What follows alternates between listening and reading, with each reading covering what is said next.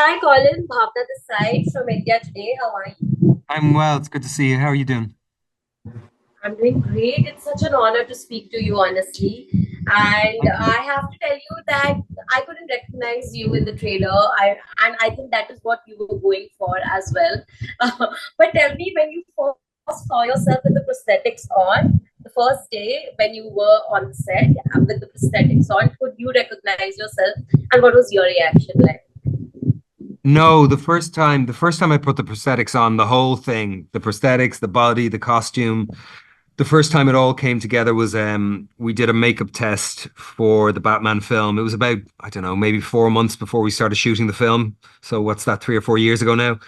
And it was extraordinary. It was really, I mean, it was such an exciting day. I had never done anything like this before. I think maybe I wore a prosthetic on my forehead once years ago for Bullseye. Yeah, that was about it, I think. I did not. It was very strange and very powerful to look in You the know what? mirror. Well, you're used to seeing yourself. I was 45 at that stage, and for 45 years, I had looked in the mirror and I had seen a version of me changing, of course, through the years as our faces do. But I had seen what I recognized as the physical representation of this idea of Colin looking back at me. And suddenly, after 8 hours of extraordinary work on a soundstage in Burbank years ago, I looked in the mirror and I was nowhere to be found. And not even so much in my eyes. Like it was weird. The makeup changed how I. It felt like it changed how I looked out upon the world. Even genuinely, it was very. Do you ever see videos of cats seeing themselves in the mirror for the first time? They fucking have an existential meltdown. It was a little bit like that. I didn't have an existential meltdown. I don't want to get too dramatic, but it was very powerful. It was very powerful, and it just kind of I just allowed it to I speak can to me. And I moved. I felt like it informed so much of what I did. The makeup really. Yeah. No, but I was also curious to know, did you discover something about the Penguin Oz's character while doing this series? Because in the film, of course, you had powerful scenes, but not enough to explore the character in Yeah. totality. This time Oh around, you yeah. got to explore. But did Oh you yeah. discover something about the character? Oh yeah. I mean, this was a deep dive. To the idea of having 5 or 6 scenes in the film was great, but I realized early on in the process of doing the Batman film that not that it was a waste. One scene it wouldn't have been a waste just to get the extraordinary work from the makeup team out. But I got greedy fast and I wanted to do more. And the idea of having 8 hours to dig into the psychology of Oz Cobb and to really get under the hood and have a look at why he was or why he is the way he is. Yeah, it was just, I mean, Lauren talked me through the 8 hours. I was doing the Banshees of Inisherin and we were shooting on the west of Ireland. And I had a Zoom call with Matt Reeves, Dylan Clark, and Lauren LaFranc.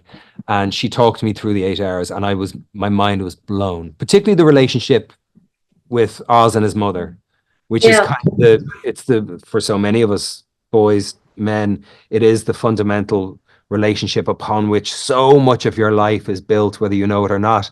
And the relationship between Oz and his mother, Frances, was extraordinary. So I learned a lot about his vulnerabilities, about his fears, about his needs, all the Yeah. things you kind of want to have a handle on when you're bringing a character to life. But Colin, have you been reading comments where people have already said that you're going to win all the awards for the role of Penguin because they already love you so much in it?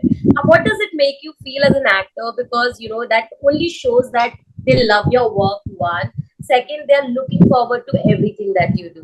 Oh, how does that make you feel as an actor? Not terrible. Not But do the you feel worst. the pressure? But do you feel the pressure? I'm a bit nervous about the show coming out. Yeah. Yeah, I'm a bit nervous. It caught up with me only for the first time about today's the first day of press. And about 3 or 4 days ago, I realized that the only people I'd been talking with about the show were people that were very closely linked to the show. So we're all in kind of a bit of a Kool-Aid bubble. And the show's about to be sent out into the world now. And an extraordinary bunch of people made this show. Like the crew were, I mean, what the crew went through as well, because they had the writer's strike in the middle of the show. So we shot for 3 months, and then there was the writer's Yeah. strike for 6 months, and then we went back and we shot for 3 months. The crew really had it. there was a lot imposed upon them through that time during a strike that did need to happen. But the crew were extraordinary. The cast that got together everywhere, from Clancy Brown to Dee Dee, who plays Frances, my ma, to Kristen and Renzi, and everywhere you looked, Michael Kelly. There was extraordinary actors filling in every corner of every frame. So I think we're all somewhat excited, but yeah, a little bit nervous because the unknown will be revealed in a matter of days, you know. And I hope people dig it, you know. I hope they're entertained by it. It's that simple, really, at the end of the day. Absolutely. I can assure you that people are going to love it because I can already see the reactions coming in and they already love it from the trailer. So they are going to love the show as well. Hope Thank you so. so much for your time. That's Thanks for all. taking the time. I want to really compliment you that you look so lovely, firstly, and in the series and now, both. Uh, I'm really curious to know how did you develop this entire character of Francis, like in your for your own purpose. How did you build this character? Because the equation, the dynamics between you and Colin as characters needed to be really strong in the series, right? Yes. I just want to understand how did you build this? I think with Colin and I both, we were sort of in our corners, you know, like boxers. I had to build on my own without being with him. I had to learn the dialect that he had built with his dialect coach. That was the first thing I had to do, was get with Jessica Drake, who'd been his dialect coach forever, and he had developed that dialect with her working on Batman. So that version of Penguin was quite complete. You know, he had his own voice, his own way, and I was the only person at the beginning of the series that had to learn how to talk exactly like him, like the exact sound. So that was very technical. I had to just go in with her. Then there was a lot of great and really interesting conversations with the designers, with the woman, with Kalina, who built everything. And what is Frances's house like? What is her stuff like?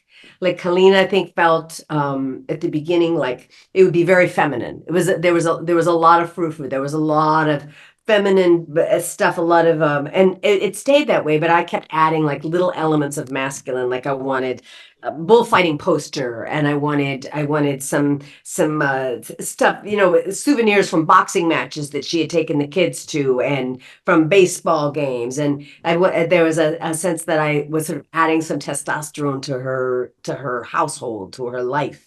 Because I felt like she was a man's woman, you know, probably had no girlfriends, just men. She had 3 boys. She liked men. She had no time for girls, which is one reason why she's ended up so alone in the world. She's no sisters, no friends. She's just like she and her boy. That's it. So that we can have the right, you know, as we started to get excited about her being a certain way. So there was a lot of that kind of homework that was separate from Colin. And then when Colin and I finally came together, we were just lucky. We were just lucky that we just were such compatible acting animals. That was just luck of the draw. You can work on that, and if you don't have it, you can like be okay. Well, I guess we have to have a lot of rehearsals. We have to talk a lot. But if you do have it, you're just like, oh, you know, it doesn't happen. Finally got it. Yeah. And so we were just lucky that it was like his penguin idea and my mother of penguin idea came together, and we just recognized each other. I was like, there's my kid, and he was like, Mom. But also I want to understand, in the trailer there's the scene between you and Colin, the dancing one where there's a slow dance that is happening, and this is one of the most profound scenes for me. Just can you take me through what was the discussion right before that scene, because it is one of the most important scenes in the series as well. I can't remember what we said. I can remember that I felt like humiliated, you know, like Frances felt humiliated by having had the landlord have to call him. And she doesn't you know, it's like my dad had that disease. So I remember the first few times when we had to take the keys away, or when he wandered and we had to like put a burglar alarm in the house, and he was just so embarrassed that these things were. So I think she has that humiliation, and she's also, and her reaction when she gets humiliated is to be pissed off, so she's like not going to put up with any seduction by him. But then when he puts that music on and he gets all cute, and there was also like a balance between the disease and having a hard time moving and wanting to be still able to be that broad that could dance, that could wear this dress. Yeah. I just remember one of the touches was like, we built this whole dress, and then I was like, but how would Frances be able to zip it up? So then we're like, well, she can't. So this dress is like only partly zipped up, because I'm like, she doesn't have anybody here to help her. So Yeah. she puts on her fabulous dress to go out for a walk to the grocery store. What the hell does she think she's doing? But it's not quite zipped up. There's just like touches that are off about it. But and then he like gets in there and dances with her in a way that only that particular boy can get her out of the chair. But then she realizes that he needs, she has to keep feeding. She has to keep feeding him the fire to go to the next step. I think she can almost feel when she has her hands on him, whether he's feeling strong or weak that day, whether he's starting to feel humiliated, because he has two bad speeds. One is when he gets humiliated and embarrassed, he loses all his power, and the other one is when he gets too angry and he overshoots the mark.